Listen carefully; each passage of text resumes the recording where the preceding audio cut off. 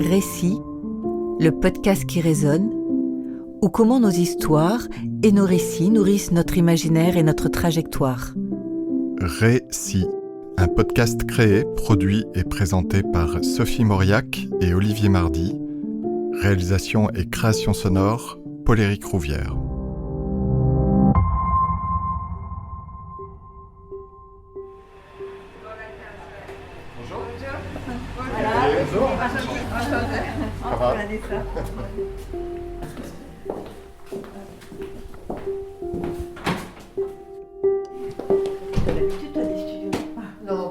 Non, c'est pas trop. Bonjour, aujourd'hui nous accueillons Vanessa Seward, créatrice de mode et artiste peintre. Vanessa, bonjour. Bonjour Sophie. Alors je suis ravie de vous accueillir pour parler de vous à travers les histoires qui ont nourri votre imaginaire. Alors quelles sont les histoires, les récits qui ont nourri votre vie, votre trajectoire ? J'ai envie de commencer par l'enfance parce que voilà, j'ai commencé là. J'ai grandi à Londres, c'était les années 70. Et c'est vrai que en Angleterre, en tout cas, il y a toute une tradition de littérature presque pour les enfants, avec beaucoup de magie et des choses comme ça. Et c'est vrai qu'il y avait une série de livres. Mais maintenant, ils ont fait des films, donc c'est un peu plus connu, qui s'appelle The Chronicles of Narnia, sur un pays parallèle qui s'appelle Narnia. Et ça, mais je l'ai dévoré, donc je crois qu'il y en a 7. Et c'était vraiment mes livres préférés. Et d'ailleurs, j'essayais tout le temps de rentrer dans ce monde parallèle, parce qu'on rentrait par des placards. On ne savait pas à quel moment on pouvait rentrer dans ce monde. Et c'est un monde où les animaux parlaient, et très inspiré par la mythologie. Et je pense que voilà, ça a été vraiment dans l'imaginaire pur quelque chose qui a pu me fasciner énormément.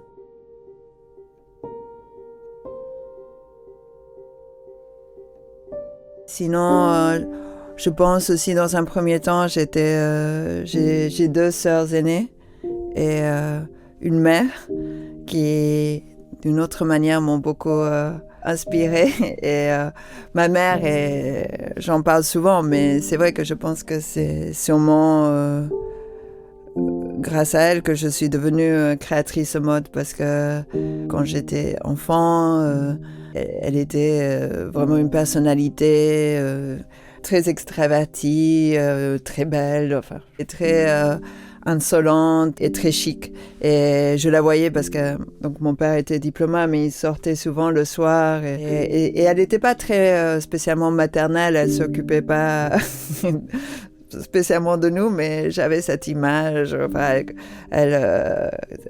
quand elle sortait, tout ça, elle était incroyable. Et c'est vrai qu'avec mes 2 sœurs, on lui vouait un espèce de culte où voilà, on pensait qu'elle était la personne la plus merveilleuse sur Terre.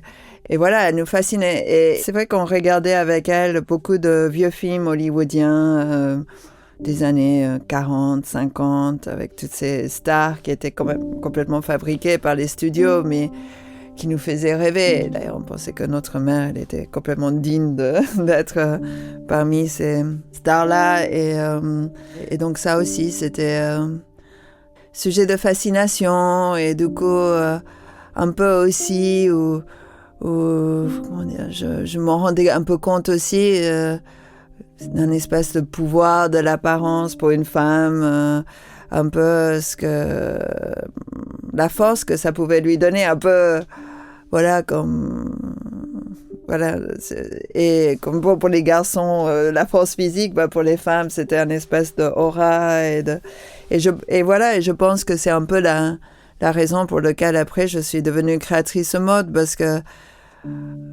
voilà, plus tard je me suis rendu compte qu'un vêtement pouvait donner cette confiance aussi. Et voilà, finalement c'est pas tellement l'apparence, mais c'est la confiance qu'elle peut vous donner qui fait qu'on dégage des choses.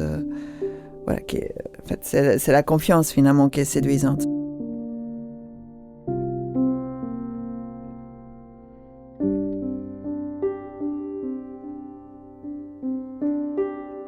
Depuis peu, j'ai commencé à peindre et je peins que des femmes. Et je ne sais pas pourquoi j'ai commencé à peindre Sylvia Christo. Voilà, peut-être un autre sujet d'inspiration, ça a été ces films un peu de Juste Jacquin, qui sont, genre, c'est quoi, il a fait Emmanuel, Madame Claude, j'ai pas vu le troisième, j'ai oublié le nom, mais où il y a ces femmes pareilles, très... alors c'est différent que les films hollywoodiens parce que c'est un peu plus osé, mais en même temps, elles ont une espèce de sensualité, mais en même temps élégante, qui me fascine. Et je pense que je voulais un peu capter ça et toutes ces choses-là aussi dans mes peintures. Donc j'ai commencé à peindre Sylvia Christo, bizarrement, parce que c'est pas comme si je collectionnais d'images d'elle, mais je sais pas, ça m'a interpellée. C'était peut-être aussi une tristesse dans ses yeux, quelque part qui pouvait... Enfin, il y avait une mélancolie peut-être plus qu'une tristesse qui me fascinait, que j'essayais de capter. Parce que c'est vrai que voilà, quand je peins, c'est surtout le regard qui me fascine, que j'essaye de travailler. Parce que je peins pas depuis longtemps, donc voilà, je n'ai pas une technique incroyable, mais bon, c'est peut-être ça aussi qui fait la personnalité de ce que je fais. Vous me parliez tout à l'heure des comédies hollywoodiennes. Oui. Quels effets elles ont eu sur vous, sur votre vie, sur votre trajectoire ? C'est vrai que je trouve que cette période des studios, c'était assez magique parce que finalement, ils faisaient venir les meilleurs artistes du monde pour travailler sur les films. Et donc, je trouve que voilà, au niveau des décors, des costumes, ils avaient d'ailleurs des directeurs artistiques pour les films, notamment Cedric Gibbons, qui revient souvent dans le générique de tous mes films préférés. Et c'est vrai que esthétiquement, c'est comme un choc pour moi parce que c'est quand même d'une beauté que je trouve assez intemporelle et qui me poursuit et dans plein de domaines parce que aussi dans le décor et dans les costumes. Et c'est vrai que c'était incroyable parce que c'était peaufiné. Je crois beaucoup dans les équipes quand on travaille et là c'était des équipes qui étaient rodées et qui après voilà et ça se sent et je trouve que ça fait, c'est vrai, une âge d'or incroyable. Donc comme ça, je pense même à des choses comme Le Magicien d'Oz qui je pense m'a beaucoup marqué enfant parce que c'est vrai qu'il n'y avait même pas de VHS quand j'étais enfant, mais il passait tous les Noëls à Londres et rien que le Technicolor, les couleurs, la musique, enfin voilà, c'est des choses qui m'ont énormément marqué.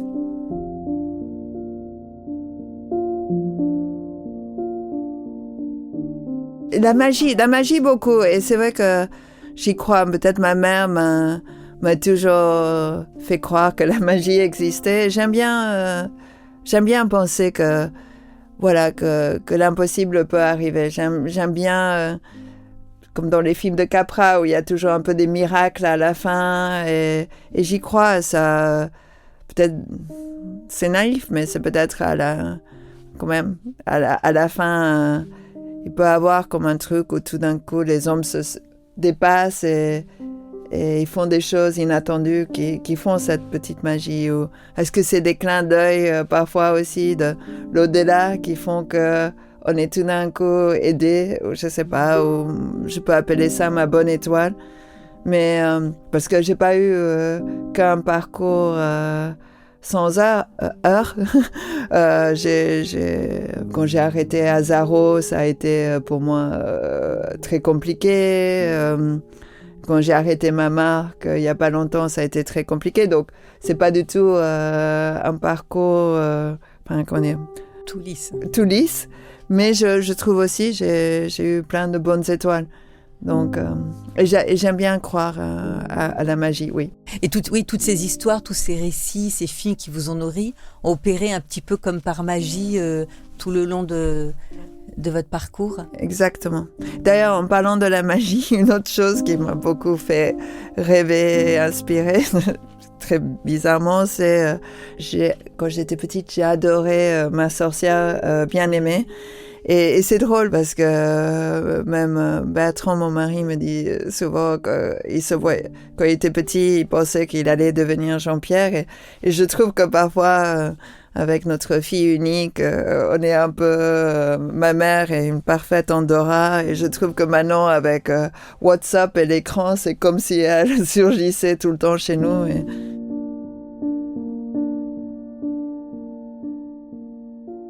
La magie est importante en tout cas, et j'adore tout ce qui est onirique et irréel et dans les contes. Et comment vous le transmettez dans vos créations, dans la mode, tout ce qu'il y a dans votre peinture aujourd'hui?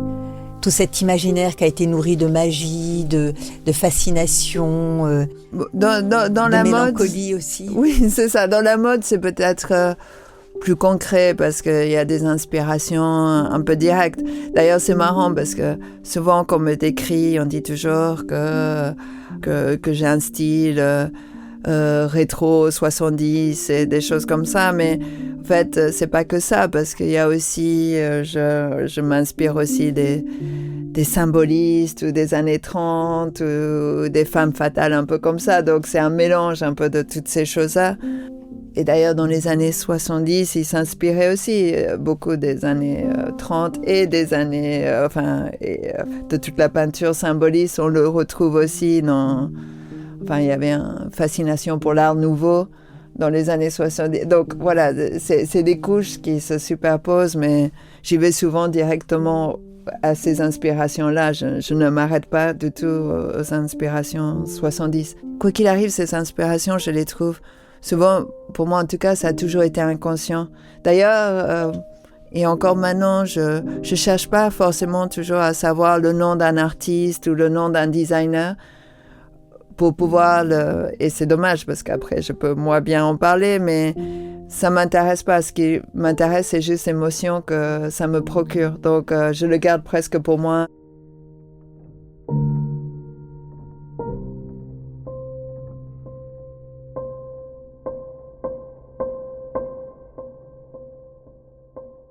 C'est la musique quand même qui m'inspire. Pendant longtemps, j'étais un peu... ça m'impressionnait la musique. C'était quelque chose, j'étais pas sûre de moi. Et la musique m'inspire, mais aussi beaucoup de personnalités du rock m'inspirent. Et, je sais pas, comme Brian Ferry ou David Bowie. Mais c'est vrai, souvent, presque plus les hommes que... les femmes dans ces cas-là. D'ailleurs, je suis aussi beaucoup nourrie des hommes et de leurs allures pour mes créations. Je suis désolée, j'ai l'impression que je passe du coq à l'âne. Mais c'est comme ça dans ma tête, malheureusement. Donc...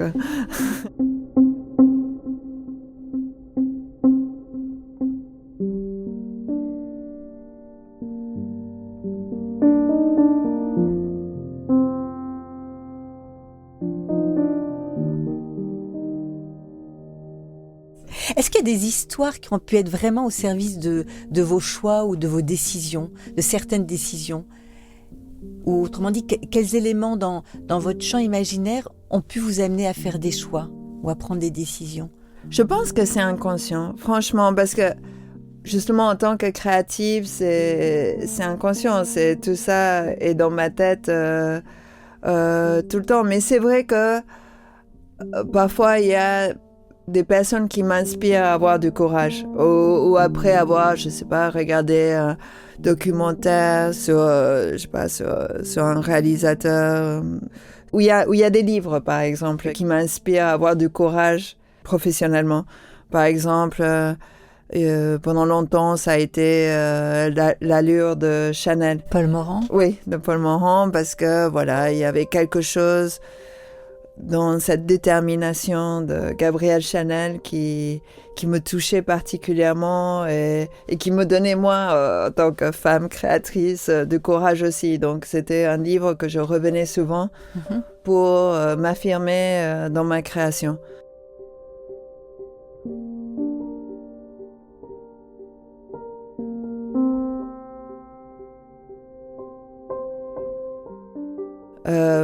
y a un autre livre comme ça auquel je reviens souvent, qui est un livre de George Lois, qui est un publicitaire de Madison Avenue. Et d'ailleurs, il a été le point d'inspiration pour la série Mad Men et le personnage principal. Il a fait plein de couvertures pour Esquire et plein de campagnes publicitaires qu'on connaît tous aux États-Unis à la grande époque de Madison Avenue. Et il a écrit un livre qui s'appelle Sacré bon conseil. Oui. Et en fait, c'est comme des points, c'est plein de conseils qu'il donne pour des créatifs.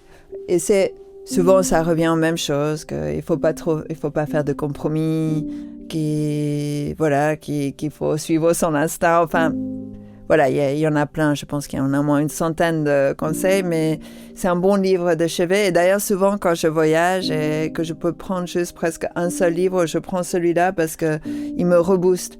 Parce que c'est ça qui est très compliqué dans la création, c'est que on est tout le temps obligé de faire des compromis. Par exemple, dans la mode, c'est clair parce que il y a beaucoup de paramètres, de prix, et puis maintenant il y a le marketing qui est une notion qui est très compliquée pour les créateurs. Ouais. Avant il y en avait pas, mais maintenant il y en a, et donc il faut savoir choisir ses batailles. On peut pas se braquer sur tout, mais il faut quand même en même temps, il faut garder ses convictions, et ce livre m'aide énormément.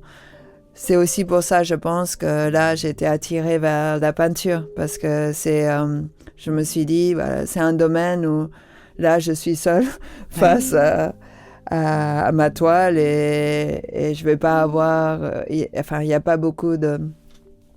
Il y a pas d'intermédiaire dans le moment de création. Quand on crée une collection, mine de rien, il y a beaucoup de paramètres. De paramètres, et de personnes qui interviennent, directrice de collection, le commercial, enfin. Là, vous êtes seul maître à bord avec votre toile. Exactement.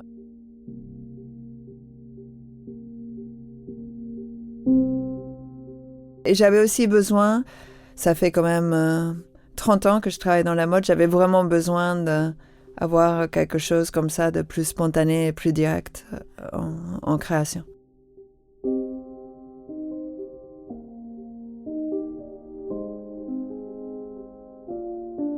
Est-ce qu'il y a d'autres histoires qui émergent pour aborder ce monde de la peinture ? Finalement, je n'ai pas vraiment fait exprès, mais ce que je disais, c'est presque les mêmes, parce que du coup, je dessine que des femmes. Oui. D'ailleurs, du coup, elles sont un peu... J'ai commencé à peindre pendant le confinement, et c'est un peu comme mais comme était la mode, un peu comme des alter ego sublimés de moi-même. Elles ont une espèce de... Et c'est vrai que de sensualité comme ça, mais que je trouve touchante, qui me fascine visiblement. Et je sais pas, j'ai une espèce d'obsession comme ça d'image de femmes sensuelles et fortes que j'essaye d'apprivoiser, que j'essaye de comprendre, et j'essaye de trouver les clés. C'est comme ça. Parce que j'entends Emmanuelle, j'entends Coco Chanel, j'entends votre maman, des personnages de femmes différentes, courageuses. Oui. Quelles histoires ça vous raconte ? Pour moi qui comme ça, toujours été assez timide, et j'ai manqué de confiance en moi, c'est des femmes qui m'inspirent pour des raisons différentes, et j'imagine que j'ai envie d'avoir un peu d'elles en moi, et c'est vrai que les vêtements, c'était une manière d'essayer de les attraper aussi.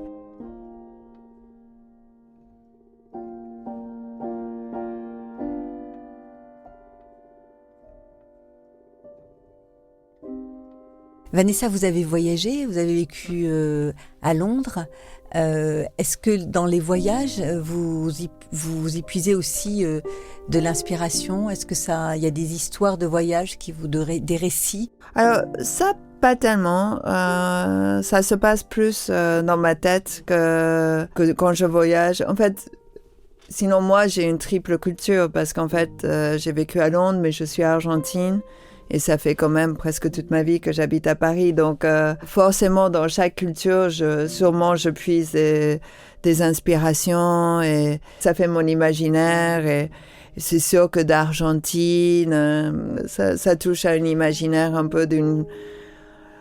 L'Argentine était première moitié du XXe siècle, finalement un pays important dans le monde. C'était une capitale très recherchée. Ça faisait rêver Buenos Aires. Et on le sent quand on va à Buenos Aires aujourd'hui. C'est un côté un peu comme Décati ou nostalgique. Il y a comme un truc de grandeur Décati qui me touche particulièrement.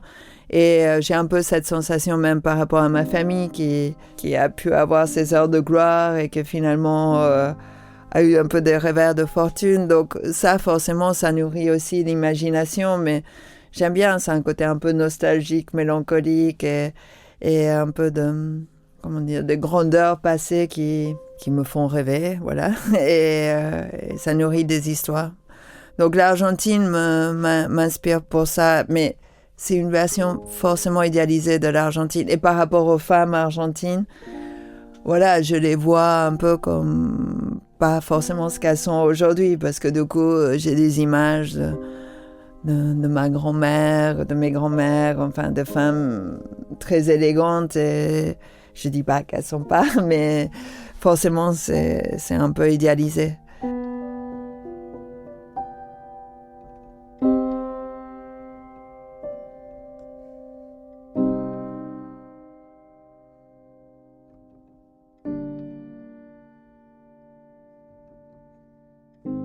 Paris, c'est une inspiration quotidienne puisque j'y habite. Mais sinon, oui, c'est pas quand je voyage spécialement que je me nourris. Je me nourris avec des images. La peinture, un petit peu aussi? Oui, mais ce que je disais, la peinture, c'est vraiment de manière un peu inconsciente. Et voilà. Mais oui, et surtout la peinture, oui, symboliste. Là, pour le coup, parce que c'est encore ces femmes. C'est encore ces femmes fatales, c'est Klimt, c'est toutes ces femmes, même Lautrec et tout ça que vous sublimez. Sublimées et en même temps, oui, un peu mythologique. Enfin, il y a quelque chose. Oui, j'ai entendu la mythologie pour vous. Oui, parce que souvent dans la mythologie aussi, il y a des femmes fortes, belles, mais effrayantes.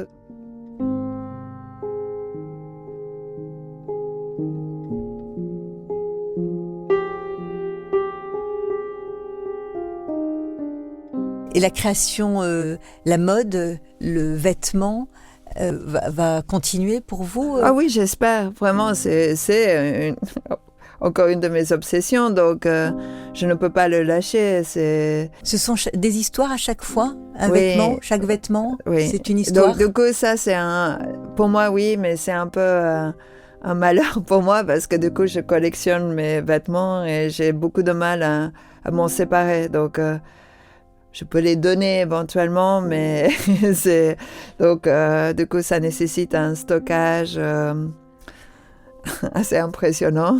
Et mais oui, c'est des histoires à chaque fois. Et c'est exactement ça. Chaque vêtement, c'est une histoire. Et c'est peut-être à la limite ce qui me reste de mes voyages.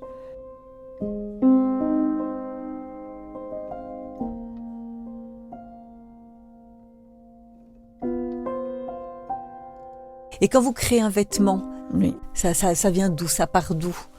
Les premiers instants de création? En général, donc voilà, parfois je peux quand même garder des images, même des choses que soit je vois, que je prends des photos, soit sur l'internet et je stocke toutes ces images dans des dossiers et tout ça. Donc parfois je les regarde parce que souvent une image me fait penser à quelque chose complètement différent. Ça peut être la façade d'un immeuble de Paris où il y a un motif mais ça détonne quelque chose dans mon imaginaire et voilà, c'est comme ça, ou ça peut être plus littéral. Enfin, mais souvent, c'est plus des allures que des détails précis. Pour une collection, sinon c'est vraiment, quand je la travaille, c'est des envies spontanées de ce que j'ai envie de mettre. Je pense qu'un créateur de mode, enfin en tout cas en ce qui me concerne, c'est quelque part, j'ai l'impression que j'assimile plein de choses que je vois, je les synthétise et par exemple, voilà, et après je ressors des envies à ma manière, hein, et donc du coup peut-être ça va être si je sens que voilà il y a eu trop de quelque chose, je vais avoir envie de enfin le contraire de ça, mais tout ça se fait vraiment de manière instinctive et voilà, et j'essaie vraiment de garder ça.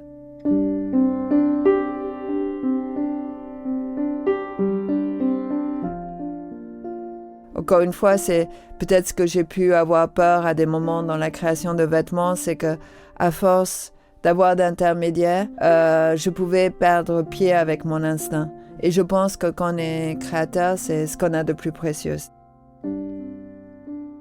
Cet instinct, cette impulsion, seule face à votre toile vers laquelle vous dirigez maintenant. C'est ça, mais je pense que du coup, j'avais besoin de ça. J'avais besoin de ça. Et je pense que maintenant, pour la suite, l'un pourra nourrir l'autre. Et c'est ce que j'espère. Mais j'ai parlé avec des gens comme Jean-Charles de Castelbajac qui fait les deux. Et il m'a dit vraiment que ça l'aidait. Et c'est vrai que ce que je fais en peinture a quand même un lien presque direct avec... parce que c'est toujours cette femme... Pour le moment. qui me fascine. Donc, bon, après, je pense que je vais évoluer aussi en peinture. Donc, on va voir où ça me mène et tout ça. Mais et peut-être ça m'aidera aussi à supporter mieux les contraintes dans la mode, de pouvoir m'exprimer ailleurs. C'est une manière pour vous de raconter aussi des histoires, la création de ces vêtements et ces tableaux.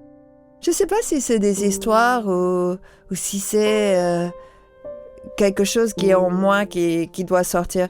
Ça, je l'ai beaucoup ressenti en fait, parce qu'en fait, j'ai arrêté de travailler pour la mode pendant le confinement, parce que j'avais un contrat qui s'est arrêté. Ce qui était prévu, hein, mais c'est juste que c'était pas prévu que ce soit le confinement et que du coup c'était plus compliqué finalement de trouver du travail tout simplement parce que c'était pas un bon moment et d'ailleurs la mode en a pâti. Et donc du coup je me suis un peu retrouvée pour une des premières fois de ma vie, je crois, sans travailler. Et j'étais très très mal. En fait, ça me convient pas du tout. Et c'est vrai que voilà, je ressentais, ça avait besoin de sortir. J'avais quelque chose en moi qui avait besoin et c'est vrai que c'est pour ça que j'ai commencé à peindre. Mais c'est la seule chose en fait à ce moment-là qui pouvait me calmer, vraiment. Et c'était la seule chose où je trouvais un calme, comme s'il y avait quelque chose qui avait vraiment besoin de sortir. Et je pense que ça venait de plus loin que juste là de pas travailler. Ça venait de beaucoup d'autres frustrations que j'avais pu ressentir au niveau de ma vision et de mon travail. Donc quelque part, ça me permettait d'aller jusqu'au bout d'une vision. Merci beaucoup, Vanessa. Ah, merci, Sophie. Merci beaucoup.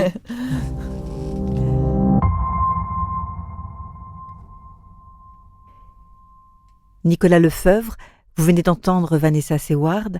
Alors, quel impact, quelle résonance ont ces mots sur vous ? Je l'ai trouvée assez touchante, très touchante. J'ai retenu plusieurs mots, je pense que ils sont assez évidents. Elle parle beaucoup de magie, ce qui est intéressant.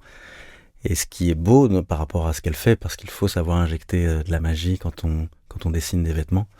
Il y a la fascination aussi. Qui revient à plusieurs reprises, et la mythologie qui rejoint un peu le côté magique aussi, je dirais. Je trouve qu'il y a des choses qui résonnent beaucoup en moi, comme ce rapport à l'enfance.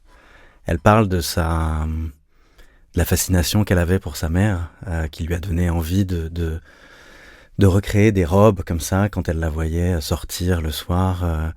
Et qu'il y avait cet effet magique Et je trouve que tout au long de ce qu'elle raconte dans cette interview, on retrouve ce côté magique, ce côté fascination. Elle parle de ses peurs aussi, mais je pense que c'est parfois avec des peurs qu'on peut avancer, et on sent qu'elle est dans cet avancement en fait, dans un voyage et personnel et professionnel, et une quête de soi aussi. C'est pour ça que je trouve ça assez intéressant qu'elle passe par la peinture maintenant. Ça me rapporte à beaucoup de fascination surtout par rapport au côté du sacré dont je parlais tout à l'heure. La fascination, elle est aussi présente dans les voyages, et je la rapprocherais même à l'émerveillement en fait. Et c'est formidable aujourd'hui d'être émerveillé. Je trouve qu'on est de moins en moins émerveillé, et c'est en allant vers l'inconnu, et c'est pour ça que je rebondis sur les peurs dont parlait Vanessa. C'est en allant vers l'inconnu et des choses qu'on ne connaît pas et qu'on découvre qu'on trouve l'émerveillement. Merci Nicolas. Merci Sophie.